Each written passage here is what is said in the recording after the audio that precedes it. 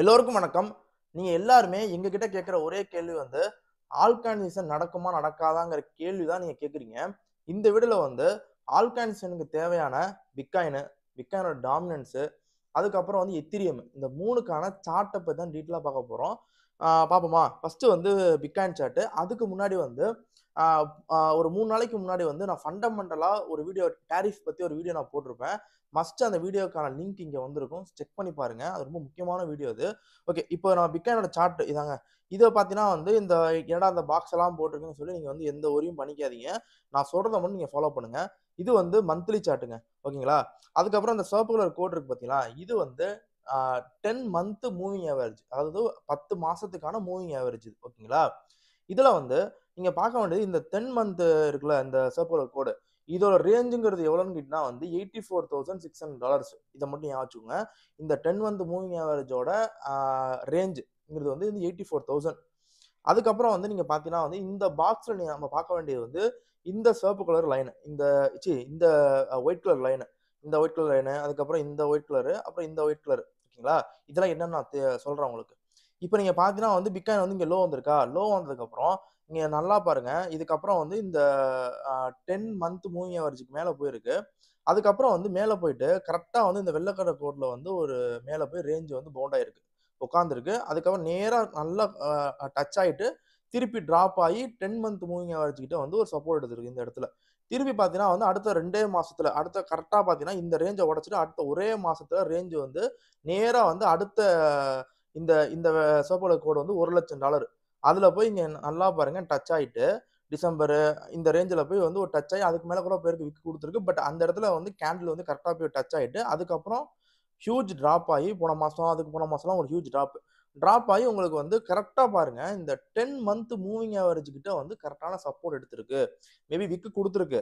But போன மாசத்துக்கான close பார்த்தீங்கன்னா வந்து 94,000 ஓகேங்களா?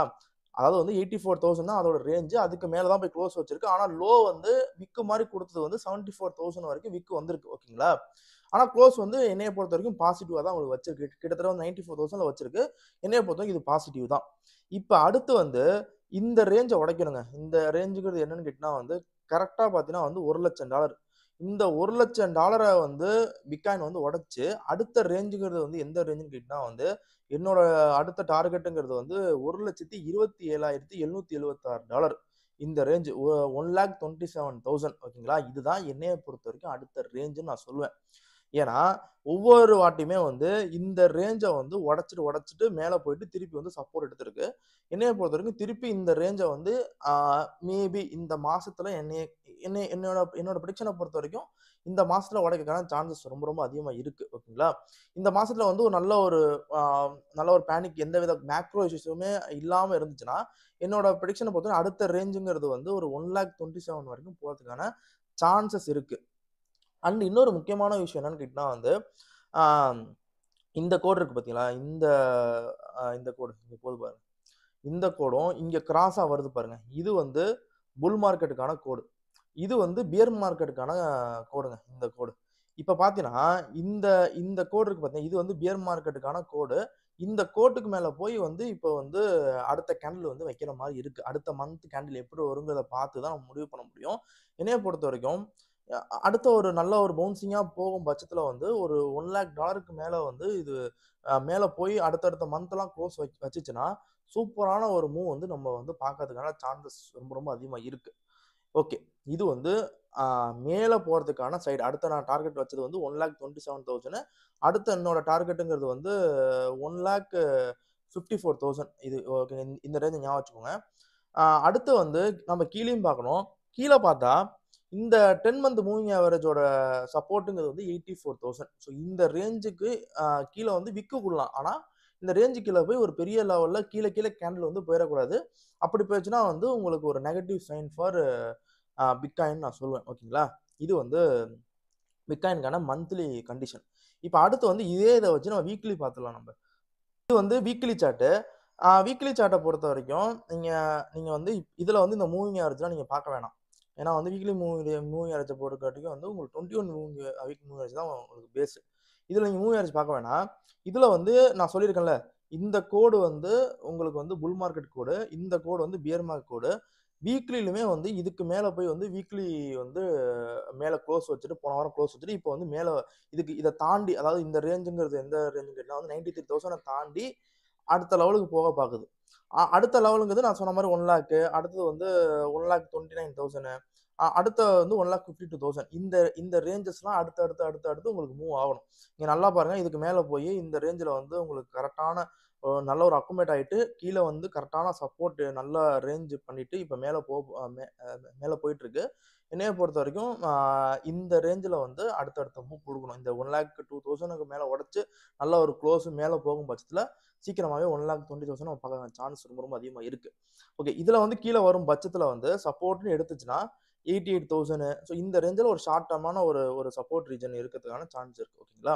ஆனா நான் திருப்பி சொல்றேன், 84,600ங்கிறது வந்து 10 மந்த் மூவிங் ஆவரேஜ்ல இருக்கு. அந்த 10 மந்த் மூவிங் ஆவரேஜ உடைச்சிடக்கூடாது. ஓகே. இதோட ஹை டார்கெட் எவ்வளோப்பா? அதான முக்கியம் அப்படின்னு கேட்டீங்கன்னா, ஓகே, நான் இத சொல்லிடுறேன். பட் இது வரல அப்படின்னு சொல்லி என்ன திட்டக்கூடாது. பட் நான் சொல்லிடுறேன். என்னோட டார்கெட்டுங்கிறது வந்து 1,83,000. ஸோ அந்த ரேஞ்ச் வந்து என்னோட ஒரு ஒரு டார்கெட்டா இருக்கு. அதுக்கு மேல என்னோட எக்ஸ்ட்ரீம் டார்கெட் வந்து 2,40,000, 2,20,000 அந்த ரேஞ்சில இருக்கு. பட் என்னோட டார்கெட் லெவலுங்கிறது டெக்னிக்கலா 1,82,000, 1,80,000ல இருக்கு. ஓகேங்களா? அண்ட் இன்னொரு முக்கியமான விஷயம், ஒரு ஆவரேஜா சொல்லுவா அப்படின்னு கேட்டீங்கன்னா வந்து 1,75,000 அந்த அந்த ரேஞ்சில வந்து என்னால ஒரு ஆவரேஜா என்னால சொல்ல முடியும். இது வந்து எந்த டைம் ரேஞ்ச் நடக்குது? பட் நம்ம டைம சொல்லி தான் மாட்டிக்கிறோம். ஏன்னா வந்து நம்ம ஆல்காயின்ஸ்க்கு வந்து லாஸ்ட் 3 மாசம் பழைய டேட்டா வச்சு நான் சொன்னேன். பட் நான் ஃபுல்லாவே நாங்க எல்லாருமே வந்து அதான் எல்லாருமே வேர்ல்டு ஃபுல்லா அதான் நாங்க பார்த்தோம். ஆனா அது வந்து நடக்கல. பட் இந்த வாட்டியும் பரவால்ல. நான் டைம் சொல்றேன். அந்த இத வந்து நம்ம ஃபுல்லா எடுத்துக்க கூடாது. பட் இருந்தாலும் நான் வந்து என்னோட ரேஞ்ச நான் சொல்லிடுறேன்.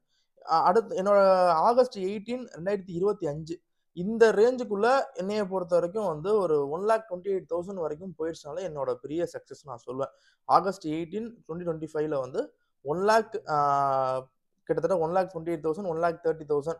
ஸோ அதுக்கு மேல அது வரைக்கும் போகணும். அப்பதான் வந்து மார்க்கெட் வந்து ஒரு புல்லிஷ் டோன்ல இருக்குன்னு அர்த்தம். அதுக்காண்டி அது அது கீழ சின்ன கீழ ஏதாவது சின்ன இஷ்யூனால வந்து மார்க்கெட் டிராப் ஆகலாம். மேக்ரோ இஷ்யூனால வந்து டிராப் ஆகலாம். அப்படியே வந்து ஆனா கூட ரொம்ப பேனிக் ஆயிடாதீங்க. அண்ட் கீழ சப்போர்ட் ரேஞ்சில வந்து நம்ம 10 மந்த் மூவிங் ஆவரேஜ் கிட்ட அந்த 84,000ல சப்போர்ட், அந்த 76 அந்த ரேஞ்சில வந்து நல்லா சப்போர்ட் இருக்கிற வரைக்கும் ஒண்ணும் பிரச்சனை கிடையாது. ஏன்னா மேக்ரோ இஷ்யூஸ் வந்து எப்படி வேணா நம்ம டெய்லிக்கு சேஞ்ச் ஆகலாம். அது ஒண்ணும் பெரிய இஷ்யூ கிடையாது. அது வந்து ஷார்ட் டர்ம்ல தான் நம்மள அஃபெக்ட் பண்ணும். அது லாங் டர்ம்ல வந்து பெருசாலாம் நம்மளுக்கு ஒண்ணும் அஃபெக்ட் குடுக்காது. ஓகேங்களா? ஆனா என்னோட ரேஞ்சுங்கிறது வந்து அடுத்த வேண்டிய இந்த டெக்னிக்கலா பார்த்தா வேண்டிய தூரங்கிறது வந்து ஆகஸ்ட் 18, 2025ல வந்து 1,30,000 வரைக்கும் 30,000 வரைக்கும் போயிருக்கணும் பிட்காயின். இதான் என்னோட அடுத்த ரேஞ்சா இருக்கு. இப்ப அடுத்து நம்ம பார்க்க போறது வந்து எத்திரியம டீட்டெயிலா பார்ப்போம். எத்திரியம் கூட நம்ம லாஸ்ட்டா பார்த்துக்கலாம். அடுத்து பிட்காயினோட டாமினன்ஸ் பார்த்துக்கலாம் நம்ம. ஓகேங்களா? இந்த சார்ட்ட பொறுத்த வரைக்கும் வந்து இது வந்து பிட்காயினோட டாமினன்ஸ் சார்ட். இந்த சார்ட்ட பொறுத்த வரைக்கும் இப்போதைக்கு பிட்காயின் டாமினன்ஸ் 64.57ல இருக்கு. என்னோட அதிகபட்ச ஹை வந்து இதுதாங்க. 65.79 தான் அதிகபட்ச ஹை. அதுக்கும் மேல எக்ஸ்ட்ரீமா போச்சுன்னா உங்களுக்கு வந்து அதிகபட்சம் எக்ஸ்ட்ரீமா போச்சுன்னா வந்து 78.9. ஒரு ஆவரேஜ் கண்டிஷன்ல உங்களுக்கு போகும் பட்சத்துல வந்து ஒரு 72 அந்த ரேஞ்சில இருக்கு. அதாவது போன வாட்டி போன ரேஞ்ச். போன 2020 அந்த இதுல ஹை போன ரேஞ்சுங்கிறது வந்து அதிகபட்சம் வந்து 73, 72 அந்த ரேஞ்ச் வரைக்கும் இருக்கு. ஆவரேஜா நான் சொல்றேன். பட் என்னைய பொறுத்த வரைக்கும் நான் திருப்பி என்ன சொல்றேன், இங்க தான் நான் வந்து தெளிவா சொல்றேன். இங்க நீங்க பார்த்தீங்கன்னா தெளிவா தெரிஞ்சிருக்கும். இதுவும் வந்து 10 மந்த் மூவிங் ஆவரேஜ் தான் டாமினன்ஸ்க்கு. இந்த டாமினன்ஸ 10 மந்த் மூவிங் ஆவரேஜ் என்னைக்கு உடைக்குதோ அப்புறம் வந்து ஃப்ரீ ஃபால் ஆயிருச்சு. இதுதான் ஹை. ஓகேங்களா? இதுக்கப்புறம் வந்து உங்களுக்கு ஒரு ஃப்ரீ ஃபாலான ஒரு லோ குடுக்குது. அதே தான் நான் சொல்ல வரேன். ஆனா இங்க இதுல வந்து கரெக்ட்டா பாருங்க, 10 மந்த் மூவிங் ஆவரேஜ் கீழ இங்க இருக்கு. 2022க்கு அப்புறம் வந்து அதுக்கு மேல போனது. அதுக்கு கீழ வரவே இல்ல. சென்டர்ல வந்து டிசம்பர் 2024 மட்டும் வந்து ஒரு ஒரு டவுன் குடுத்திருக்கு. அதுக்கப்புறம் திருப்பி வந்து பார்த்தீங்கன்னா, ஒரு ஹெவி பம்ப். இதுக்கப்புறம் என்னைய பொறுத்தவரைக்கும் மேல டாமினன்ஸ் வந்து ஓரளவுக்கு ஹை போயிடுச்சுங்க. இதுக்கு மேலயும் ஹை போணும்னா ரொம்ப மேக்ரோ இஷ்யூஸ்லாம் ரொம்ப பேடா போனா தான் வந்து உங்களுக்கு இந்த மாரி கண்டிஷன்லாம் ரொம்ப நடக்கும். ஓகேங்களா? பட் அந்த அளவுக்கு இப்ப எந்த மாரியான மேக்ரோ இஷ்யூ பொறுத்தவரைக்கும் ஃபியூச்சரிஸ்டிக்கா நம்ம யோசிக்க முடியாது. இப்ப வரைக்கும் பெரிய இஷ்யூஸ்லாம் ஒண்ணும் கிடையாது. அப்படி இருக்கும்போது வந்து ஏன்னா வார் ஸ்டாப் ஆயிடுச்சு. இப்ப இந்த ட்ரேட் வார் மாரி தான் போயிட்டு இருக்கு. அதுக்கும் பேச்சுவார்த்தை போதுங்கிற மாரி சொல்றாங்க. அப்படி இருக்கும்போது வந்து அடுத்த ஒரு கீழ உடைக்கணும். இந்த ரேஞ்ச உடைக்கணும்னா 60.46% இத இத வந்து பிட்காயினோட டாமினன்ஸ் உடைக்கணும். ஓகேங்களா? இந்த டாமினன்ஸ உடைச்சுச்சுன்னா என் என்னோட இத பொறுத்தவரைக்கும், ஏன்னா போன வாட்டி அதான் நடந்திருக்கு டேட்டா படி. உடைச்சுச்சுன்னா ஃப்ரீ ஃபால் ஆயிடும். ஃப்ரீ ஃபால் ஆகும் பட்சத்துல வந்து ஒவ்வொரு ரீஜனா வர வர வர வர வர பட்சத்துல வந்து ஒரு மீடியமான லோங்கிறது வந்து 45, அதிகபட்ச லோங்கிறது வந்து எவ்வளோன்னு கேட்டீங்கன்னா வந்து கிட்டத்தட்ட வந்து ஒரு 39. ரொம்ப எக்ஸ்ட்ரீமான லோ எவ்வளோ போகும்? ஏன்னா சில பேர் வந்து இப்ப என் ஃப்ரெண்டு என்ன சொல்றான்னா, "இல்லடா இந்த வாட்டி வந்து புது டாமினன்ஸ் லோ ஃபார்ம் பண்ண சான்ஸ் இருக்கு." ஏன்னா வந்து அவனோட தியரி படி என்னன்னா, நெறையா இன்ஸ்டிடியூஷன் இன்வெஸ்டர்ஸ் நெறைய பேர் உள்ள வந்துட்டாங்க. ஸோ அவங்க வந்து ப்ராஃபிட் பார்க்கணும்னா வந்து ஒண்ணு மேல போய் லிக்விடிட்டிய ரொம்ப ஹண்ட் பண்ணணும். எல்லா ரீட்டெயில் இன்வெஸ்டர்ஸையும் ரொம்ப பேனிக் பண்ணணும். அத ஆல்ரெடி பண்ணி முடிச்சுட்டாங்க. இப்போ வந்து நல்ல புது லோ ஃபார்ம் பண்ணணும். அந்த லோங்கிறது வந்து 25 பண்ணா தான் அவங்களால அவங்க அவங்க நெனச்ச ப்ராஃபிட்ட எடுக்க முடியுங்கிற மாரி என் ஃப்ரெண்ட் ஒரு தியரி சொன்னான். பட் நான் சொல்லிர்றேன் எக்ஸ்ட்ரீமான லோங்கிறது 25. ஸோ அதுக்கு முன்னாடி இருக்கிற லோங்கிறது அதிகபட்சம் வந்து 39 தான் முன்னாடி வரைக்கும் போயிருக்கு. ஸோ அந்த லோ வச்சுக்கலாம். என்னைய பொறுத்தவரைக்கும் நீங்க வந்து இந்த லெவல் இருக்கு பாருங்க 60.46 இந்த லெவல உடைக்காத வரைக்கும் ஆல்காயின் சீசன் கிடையவே கிடையாது. அண்ட் ஆல்காயின் சீசனுக்கு நான் ஃபண்டமெண்டலா பார்த்தீங்கன்னா, ஆல்காயின் சீசனுக்கு வந்து உங்களுக்கு லிக்விடிட்டி இன்ஜெக்ஷன் அதாவது குளோபல் லிக்விடிட்டி இன்கிரீஸ் ஆகாம உங்களுக்கு ஆல்காயின் சீசன் நடந்தது கிடையாது. 60.46 உடைக்காம உங்களுக்கு வந்து ஆல்காயின் சீசன் கிடையவே கிடையாது. நீங்க ஆல்காயின்ஸ் இப்படிதான் உங்கள வந்து போய் படுத்தும். உங்களுக்கு ஆல்காயின் ஏறாது. பிட்காயின் ஏறலாம். சின்ன சின்ன மூவ்மெண்ட் குடுக்கும். ஆனா ஆல்காயின்ஸ் வந்து அப்படியே சாணி அடிச்ச மாரி அப்படியே தான் இருக்கும். ஒரு சில ஆல்காயின் 60%, 70% ஏறலாம். நீங்க பேம்பரிங் ஆகலாம்.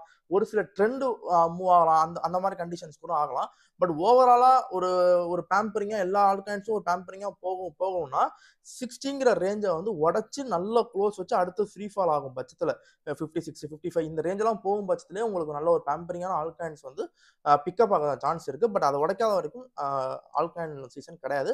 அண்ட் குளோபல் லிக்விடிட்டி நம்ம செக் அவுட் பண்ணிட்டே இருக்கணும். அதுக்கு நம்ம வீடியோ ஃபாலோ பண்ணிக்கோங்க. இது வந்து பிட்காயின் டாமினன்ஸ்க்கான மந்த்லி சார்ட் இது முடிஞ்சிருச்சு. அடுத்து வந்து நம்ம எத்திரியம் அந்த சார்ட்டை பத்தி டீட்டெயிலா பார்த்துலாம் நம்ம. இப்போ நம்ம பார்க்கறது வந்து எத்திரியம் சார்ட்டுங்க. நான் எத்திரியத்தை வந்து ஆக்சுவலி வீக்லி தான் வைக்கணும். பட் நான் மந்த்லியில் வச்சு நம்ம பேசுவோம். நம்ம கொஞ்சம் டிஃப்ரெண்டாக நம்ம அப்ரோச் பண்ணுவோம். அண்டு எத்திரியத்தை பொறுத்த வரைக்கும் ரொம்ப வந்து உங்களுக்கு வந்து கவலைக்கிடமா இருக்கு. ஏன்னா எத்திரியத்தில் எந்தவித மூவ்மெண்ட்டுமே கொடுக்கல.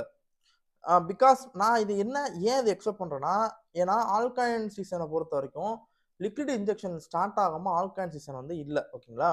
அப்ப லிக்விட் இன்ஜெக்ஷன் ஸ்டார்ட் இல்லாம ஆல்காயின் சீசன் இல்லைன்னா ஆல்காயின்ஸை வந்து பிக்கப் பண்ணி கொண்டு போறது எத்திரியம் தான். அப்ப மோஸ்ட்லி பார்த்தா குளோபல் லிக்விடிட்டி வந்து இன்ஜெக்ட் ஆனா மட்டும்தான் எத்திரியம் வந்து மூவ்மெண்ட் கொடுக்கும் நான் நினைக்கிறேன். ஆனா நீங்க கேட்கலாம், இப்போ பிட்காயின் மட்டும் எப்படி பம்ப் ஆகுது அப்படின்னு கேட்கலாம். பட் லோக்கல் M2ன்னு ஒன்று இருக்கு. லோக்கல் M2ங்கிறது நம்ம இருக்கிற money supply, local money supply.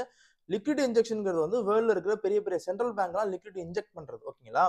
இதுல வந்து லோக்கலான இருக்கிற மணி சப்ளை M2 இருக்குல்ல, அந்த மணி சப்ளை வந்து பம்ப் ஆனாலே பிட்காயின் வந்து ரொம்ப ரொம்ப டிமாண்டிங்கான பொருள்.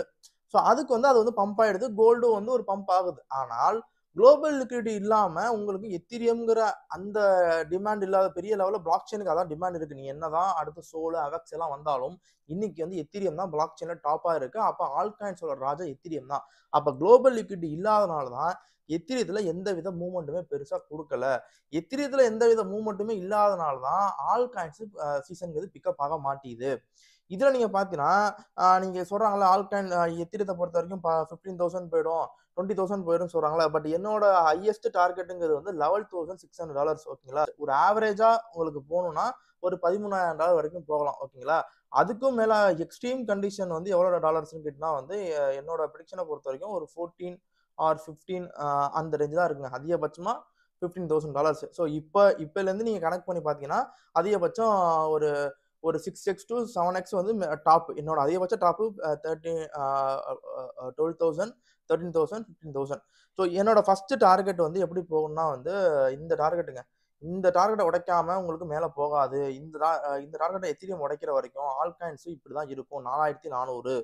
ஓகேங்களா? அதுக்கப்புறம் அடுத்த டார்கெட்டுங்கிறது வந்து 6,200. எப்ப இந்த 4,800 உடைச்சு எத்திரியம் போகுதோ அப்ப ஆல்காயின்ஸ் மூவ்மெண்ட் கொடுக்கும், டாமினன்ஸ் உடையும். ஸோ இது எல்லாமே ஒண்ணுக்குள்ள ஒண்ணு சர்க்கிள். இதுல வந்து புதுசா சேர்ந்தது வந்து கடைசியா தான் வந்த விநாயக் மகாதேவ் மாதிரி கடைசியா வந்ததான் உங்களுக்கு லிக்விட் இன்ஜெக்ஷன். நீங்க கேட்கலாம் முன்னாடிலாம் அப்படி கிடையாது. இப்போ ஏன் வந்து இந்த லிக்விட் இன்ஜெக்ஷன் வந்து அதிகமா உங்களுக்கு தேவைப்படுதுன்னு கேட்டா, முன்னாடிலாம் லிக்விட் இன்ஜெக்ஷன் வந்து தொடர்ந்து பண்ணிக்கிட்டே இருந்தாங்க. ரொட்டேஷன்ல இருந்திருக்கு. அது நம்மளுக்கு தெரியல. பட் இந்த லாஸ்ட் 4 இயர்ஸா வந்து கொரோனா பீரியடுக்கு அப்புறம் வந்து லிக்விட் இன்ஜெக்ஷனை டோட்டலா கட் பண்ணிட்டு இன்ஃப்ளேஷன் குறைக்கிறதுக்காண்டி, ஏன்னா வேர்ல்டு ஃபுல்லா ஒரு குவாரண்டைன் போனனால, வேர்ல்டு ஃபுல்லா ரெசிஷன் ஆனனால வந்து இந்த கண்டிஷனை ஃபெட் முடிவு பண்ணியிருக்காங்க. அப்படி இருக்கும்போது வந்து உங்களுக்கு வந்து இந்த $6,200 அந்த கண்டிஷனுக்கு போனாதான் ஆல்காயின்ஸுங்கிறது ஒரு ஒரு அடுத்த நிமிர்ந்து நிற்கும். ஓகேங்களா? அடுத்தது டார்கெட் போகும்போது உங்களுக்கு ஆல்காயின்ஸோட அந்த பம்ப், ஏன்னா எத்திரத்தை பொறுத்தவரைக்கும் கடைசியா தான் ஒரு பம்ப் கொடுக்கும். இது எல்லாமே எப்படி நடக்கும்னா, நீங்க நினைக்கிற மாதிரி வந்து இது எல்லாமே பொறுமையா அப்படி நடக்காது. ஓகேங்களா? டக்கு டக்கு டக்கு டக்குன்னு வந்துடும். ஓகேங்களா? இப்போ எப்படின்னா நம்ம இந்த மாசம் ஒரு மாதிரி பார்த்துருப்போம், அடுத்த மாசம் பார்த்தா டக்கு டக்குன்னு மாறி இருக்கும். அதுதான் வந்து இந்த மார்க்கெட். அப்படிதான் சேஞ்ச் ஆகும். நீங்க நினைக்கிற மாதிரி லாங் டர்ம் நீங்க ஆல்காயின்ஸ் சொல்றீங்களா, பிட்காயின் பொறுமையா போனோம்னாலும் ஆல்காயின்ஸ் போகாது. அதிகபட்சமா வந்து ஆல்காயின்ஸோட இதுங்கிறது நான் திருப்பி சொல்றேன் 90 நாள் தான். ஓகேங்களா? இது ஒரு விட்டில் பூச்சி மாதிரி தான். அதுக்குள்ள நம்ம பணத்தை எடுத்துட்டு வெளியே வந்துடணும். எத்திரியமும் அது மாதிரி தான். கடைசி டைம்ல டக்கு டக்குன்னு மூவ் ஆகுங்க. 4000 போகும், 6000 போகும். இதுல அப்படியே அந்த 7000 6000 இந்த 6000 இருந்து 7000க்குள்ள அப்படியே ட்ரேட் ஆகிட்டே இருக்கும். அப்போ ஆல்காயின்ஸ் நல்லா பீக் கொடுக்கும். திடுதுப்புன்னு பார்த்தீங்கன்னா 7000 இருந்து 12000 13,000 வந்து போய் நின்றோம். டக்குன்னு ஒரே கேண்டில் தூக்கி போய் நிப்பாட்டு அடுத்த குத்துன்னு குத்துவான். அவ்வளவுதான். இது ஒரு விட்டில் பூச்சி கணக்கு தான். பிட்காயின் தான் பொறுமையா ஏறும். மற்ற இந்த ஆல்காயின் எல்லாமே பார்த்தீங்கன்னா நீங்க பொறுமையா இதை ஹோல்ட் பண்ணி இருக்கிற வரைக்கும் தான் பெஸ்ட். இல்ல எனக்கு வேணாம், அந்த மார்க்கெட் வேணாம், எனக்கு கமிட்மெண்ட் இல்ல, பிடிக்கல, எனக்கு இதுல வந்து எனக்கு நீ சொன்னமா நடக்கல, நான் சொன்ன நடக்கல, நாங்க நினைச்சோம் டேட்டா படி வந்து இந்த 3 மாசம் இந்நேரத்துக்கு நான் முடிஞ்சிருக்கணும், என்னது நான் வித்துட்டு எல்லாத்தையும் நம்ம செல் பண்ணிட்டு வெளியே வந்திருக்க வேண்டிய டைமிங் நம்ம, பட் நடக்கல, நான் ஒத்துக்கிறேன். அப்ப கண்டிஷன் படி இன்னைக்கு ஓப்பனா நான் சொல்லிடுறேன், கண்டிஷன் படி 4000 உடைச்சிட்டு 4500 உடைக்கணும், அடுத்து 6200 போகாம உங்களுக்கு ஆல்காயின் மூவ் ஆகாது. லிக்விட் இன்ஜெக்ஷன் இல்லாம ஆல்காயின் மூவ் ஆகாது. இது ரெண்டுமே பிட்காயின் மூவ் ஆனாலும் சின்ன சின்ன பேம்பரிங் ஆல்காயின் இருக்குமே தவிர ஃபுல் ஃபிளஜ்டா ஆல்காயின்ஸ் நடக்காது. இதுதான் வந்து ஓப்பனா நான் சொல்ற விஷயங்கள். இதெல்லாம் நான் இதெல்லாம் வந்து ஓகே ஆயிடுமாப்பா, இதெல்லாம் நடக்காமலே போயிடுமாப்பா அப்படின்னு கேட்டா, நான் திருப்பி திருப்பி சொல்றேன், பிட்காயின் டாமினன்ஸ் வந்து இருக்கிறதுலே ஹைல போய் உட்காந்துருக்கு. இது ஒரு கட்டத்துக்கு மேல அது விழுந்துதான் ஆகணும். ஓகேங்களா? அதுதான் கண்டிஷன். ஓகேங்களா? அதுதான் வந்து ரூல்.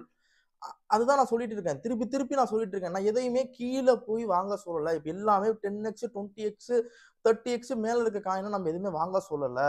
நம்ம ப்ராஜெக்ட் வந்து நம்ம வந்து இந்த ப்ராஜெக்ட் இந்த டைம்ல இன்வெஸ்ட் பண்ணலாம் அப்படிங்கிற மாதிரி நினைச்சோம். பட் அதுல இருந்து ஒரு 40% 50% லோ கொடுத்துருக்கு. முடிஞ்சால் வாங்கி வைங்க, இல்லைன்னா ஹோல்ட் பண்ணதை அப்படியே ஹோல்ட் பண்ணுங்க. டெக்னிக்கலா இல்ல ஃபண்டமெண்டலா நீங்க என்னென்ன கத்துக்கிறீங்களோ அதை மற்ற யூடியூப் சேனல், நம்ம யூடியூப் சேனலே உட்காந்து செக் அவுட் பண்ணி பாருங்க. நீங்க இதுல ரொம்ப ஸ்ட்ராங்கா இருங்க. நீங்க இன்வெஸ்ட் பண்ணுமா, கமிட்மெண்ட்டா எப்படி சீட்டு பணம் போடுறீங்க, அந்த மாதிரி கமிட்மெண்ட்டா மாசம் மாசம் ஒரு அமௌண்ட் எடுத்து அதை டாலரா மாத்தி ஒரு 3 மாசம் 4 மாசத்துக்கு ஒன்ஸ் நல்ல ஆப்பர்ச்சுனிட்டி கிடைக்கும் போது இன்வெஸ்ட் பண்ணுங்க. எந்த ப்ராஜெக்ட்ல இன்வெஸ்ட் பண்ணும், ஒரே ப்ராஜெக்ட்ல இல்ல ஆல்காயின் இன்வெஸ்ட் பண்ணுமா, இல்ல அவெக்ஸ்ல இன்வெஸ்ட் பண்ணுமா, இல்ல சோல்ல இன்வெஸ்ட் பண்ணுமா, இல்ல வேற ஏதாவது ஏஐ காயின் இன்வெஸ்ட் பண்ணுமா, நம்ம வீடியோஸ் போட்டு வச்சிருக்கோம். அது இன்னைய வரைக்கும் அந்த ப்ராஜெக்ட்லாம் வந்து இன்னைய வரைக்கும் அப்ரூவ்டா தான் இருக்கு. நான் இல்லைன்னா சொல்லிடுவேன் இந்த ப்ராஜெக்ட் வேணாம், இந்த மாதிரி வேணாம்னு சொல்லிடுவேன். ஆனா இன்னைய வரைக்கும் அது நல்ல ப்ராஜெக்ட் தான் இருக்கு. முடிஞ்சா அந்த ப்ராஜெக்ட்ல ஒவ்வொன்றா செக் அவுட் பண்ணி போட்டு டிசிஏ பண்ணுங்க. இதுதான் என்னால சொல்ல முடியும். இது நான் டெக்னிக்கல் அட்வைசரா இருந்தோ, இந்த தமிழ் குரூப் வந்து ஃபினான்ஷியல் டெக்னிக்கல் அட்வைசர் கம்பெனி கிடையாது. ஓகேங்களா?